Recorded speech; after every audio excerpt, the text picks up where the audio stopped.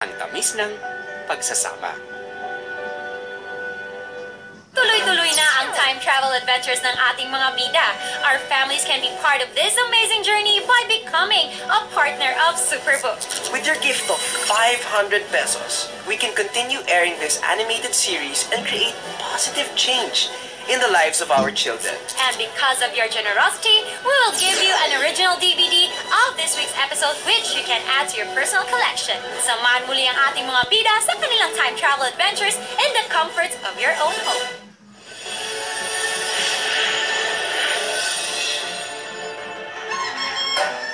As sa family kasi, since 7 kami magkakapatid, mahirap sa mga magulang namin na palakihin yung kami magkakapatid. Yung lifestyle, kaya masasabi mong mahirap. Na-deprive kami sa gamit, syempre, kasi mga magulang ko, hindi sila nakapagtapos ng pag-aaral, and then mama ko, naglalabandera, papa ko, taxi driver. So kulang to sustain the family.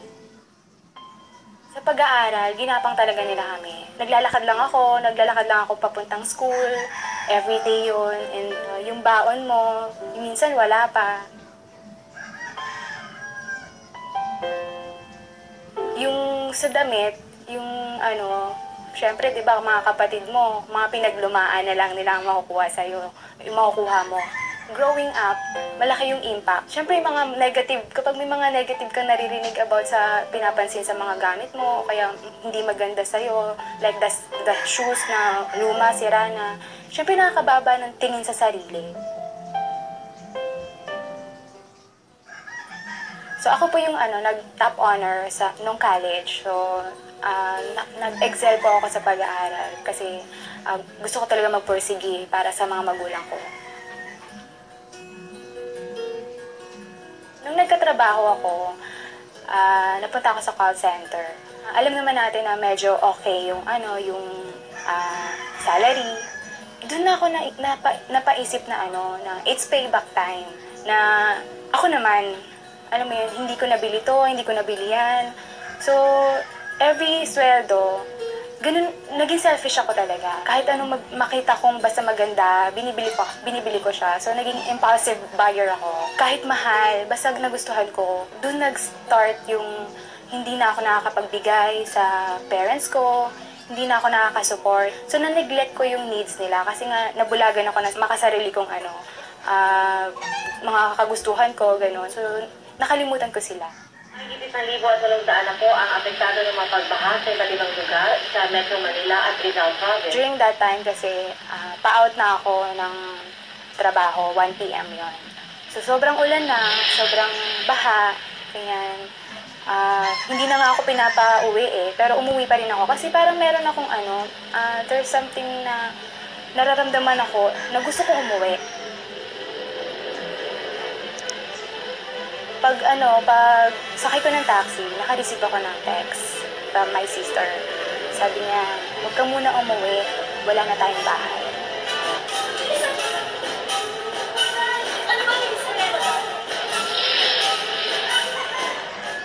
Yung family ko was one of the victims of Undoy. Doon ko first time na question si Lord na, why? Bakit nangyayari to sa amin? Bakit kailangan kunin yung bahay namin? Bakit kami kailangan mabaha? And then from that time, nag-answer si Lord. Yung napalingon ako outside the window ng taxi. So may katabi kaming taxi din. Napansin ko yung operator name ng taxi.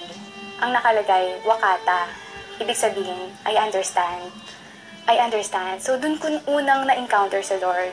Doon ko narinig yung still small voice. Sabi niya na, anak, I understand. Alam ko kung paano mawalan. I have lost my son to die for you and pay for your sin. Siguro inantay na lang ni Lord na sabihin ko na, okay Lord, I understand. Nung sinabi ko yung word na yon on my mind, it might seem impossible, pero tumigil yung ulan. Tapos, nakadiretso na kami. Yung baha humupa na. Tapos, nakadiretso na kami pauwi. So, nag-evacuate yung family ko sa kamag-anak din. Binuksan ko yung pinto. Nakatambad sa akin. nagtatawanan sila, nakangiti, nagkukwentuhan. Yung ginagawa na lang nilang joke yung nangyari sa Undoy. Pinarealize sa akin ni Lord na, anak, napabayaan mo sila eh. Naging makasarili ka. Inisip mo lang yung kailangan mo, yung gusto mo, yung mga gamit na gusto mong bilhin. Yung material possession, yung material things, temporary lang yan eh. Pero yung family mo, irreplaceable. I thank the Lord talaga na all of my family members survived the storm. Ginusto kong isik si Lord. And doon ko nalaman na I received Jesus Christ as my Lord and Savior. That's the first time na na-accept ko siya bilang Panginoon at tagapagligtas. No, yun po yung naging start na po ng new life ko. May purpose si Lord. May purpose si Lord na tinatawag niya ako hindi sa temporary home, kundi to His kingdom. And thank God kasi yung provision talaga nag-overflow. And yung bahay namin, nakabili na kami ng bahay at lupa, na binigyan kami ng panibagong bahay para sa panibagong buhay. Panibagong bahay para sa panibagong buhay. Grabe yung revelation. Grabe yung theme. Oh, at saka what the Lord spoke to Rose is so deep and so revealing na alam niya, naiintindihan niya. He knows what it means to lose something, to lose someone. And He gave up His Son nga for us. What a revelation. What comfort that word brings to her heart. Doon siya nagkaroon ng strength at doon siya nagkaroon ng hope. Meron akong mensahe sa church namin nung nakaraang linggo lang. At ang tanong ko sa kanila, what if suddenly you lose everything?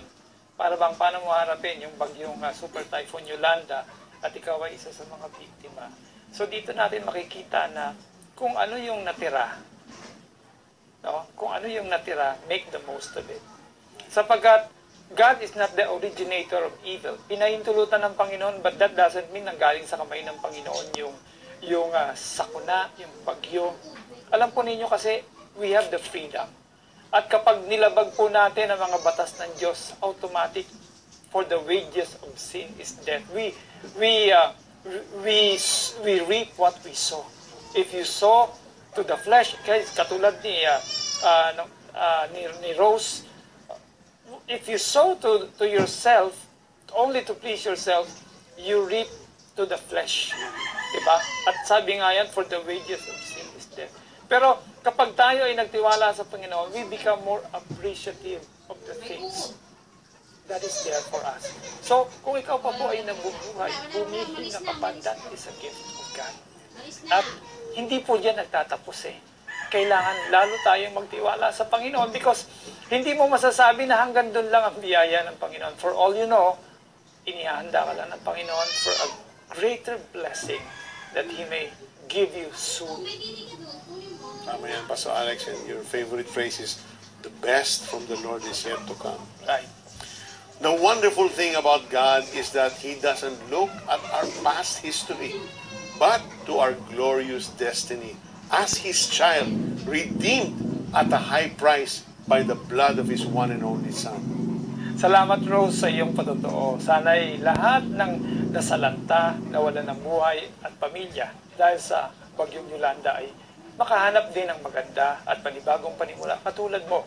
Magbabalik po kami with another story of God's faithfulness. Sumabay ba kayo sa aming dasal at tinanggap si Jesus bilang Diyos at sariling tagapagligtas ng inyong buhay? Balitaan niyo naman kami. Please